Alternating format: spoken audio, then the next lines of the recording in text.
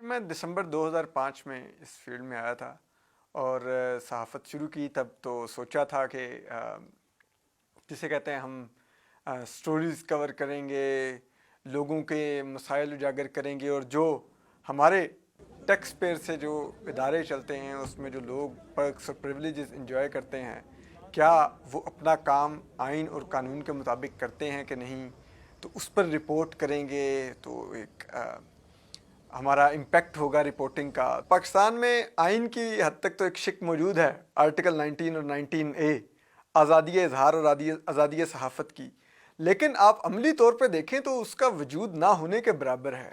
میں کبھی کبھی سوچتا ہوں کہ اب جو نوجوان نسل آنے کی کوشش کر رہی ہے, ان کے ماں باپ کیا سوچتے ہوں گے کہ ہمارا بچہ جا کے صحافی بنے. آپ ذرا خبر کے پیچھے جانے کی کوشش کریں گے تو آپ کے لیے جاب اور لائف سیکیورٹی دونوں کے ایشوز ہوں گے. یہ تمام مشکلات تب شروع ہوئیں جب میں نے جو اس ملک میں جو طاقتور مانے جاتے ہیں حلقے یا لوگ, ان پر رپورٹ کرنا شروع کیا. ان کے جو عزائم تھے, ان کی جو محلاتی سازشیں تھیں, ان پر رپورٹ کرنا شروع کیا.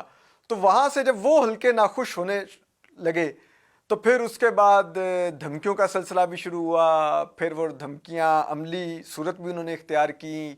ایک حملہ ہوا مئی 2021 میں, میرے اپارٹمنٹ میں گھس کے مجھے اٹیک کیا گیا. اس کے علاوہ بار بار پراکسی پٹیشنرز میرے خلاف مختلف فریولس کیسز درج کرواتے رہے, ان کے ٹرائل چلتے رہے. اسد کیا کہنا چاہوں؟ مطمئن ہوں کہ مجھے یاد رکھے گی دنیا, جب بھی اس شہر کی تاریخ وفا لکھے گی. میرا ماتم اسی چپ چاپ فضا میں ہوگا, میرا نوحہ انہی گلیوں کی ہوا لکھے گی. پھر یہاں تک کہ وقت یہ بھی آیا کہ ریاست خود میرے خلاف مقدمہ انہوں نے درج کیا, جس میں مجھے گرفتار بھی کیا. میں اسد علی طور واز نو باڈی. وہ پیغام میری نظر میں پوری جرنلسٹ کمیونٹی کو دیا جا رہا تھا کہ جو یہ رپورٹ کرے گا اس قسم کی چیزیں, اس کا یہ حال کریں گے. طاقتور حلقے کامیاب ہو چکے ہیں, وہ جو چاہتے تھے وہ ہو چکا ہے. اب پاکستانی میڈیا میں کم از کم مجھے نہیں لگتا کسی بھی قسم کی انڈیپینڈنس باقی ہے. مین سٹریم کی سکرین کے اوپر ہم خبر نہیں دے سکتے, تو یہ سب سے بڑی ان کی کامیابی ہے. اور اسی لیے اب وہ جگہ کو اس جگہ پر لے آئے ہیں معاملات کو, پاکستان کے طاقتور حلقے, کہ اب وہ سوشل میڈیا کے اوپر بھی قانون سازی کرنے جا رہے ہیں. پچھلے کتنے عرصے سے, کئی ماہ ہو گئے ہیں, پاکستان میں ٹویٹر بین ہے. تو یہ وہ آخری سپیس ہے جو آنے والے دنوں میں ایسا لگ رہا ہے کہ سرنگوں ہو جائے گی. تو جب یہ سرنگوں ہو جائے گی پھر تو جسے کہتے ہیں وہ ایک, مجھے لگتا ہے اس ملک میں قبرستان کا سا عالم ہوگا کہ ہو کا عالم ہوگا. کوئی آواز نہیں نکلے گی, کچھ خاموشی ہوگی مکمل.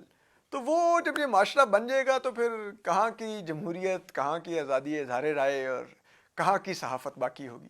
مجھے یہ چیز بہت افسوس ہوتا ہے کہ میری ماں یہ سب کچھ ڈیزرو نہیں کرتی جو ان کے ساتھ ہو رہا ہے. اور وہ کسی نے لکھا تھا کہ میں نے اپنی ماں کو صرف ایک دکھ نہیں دیا کہ میں اس کی زندگی میں مرا نہیں ہوں. تو وہ مجھے اب لگتا ہے کہ میں اس سٹیج پر آ گیا ہوں کہ صرف میں اپنی ماں کی زندگی میں مرا نہیں ہوں, باقی میں نے اس کو سب پریشانیاں اور دکھ دیے ہیں, اور وہ اپنے پیشے کی وجہ سے دیے ہیں.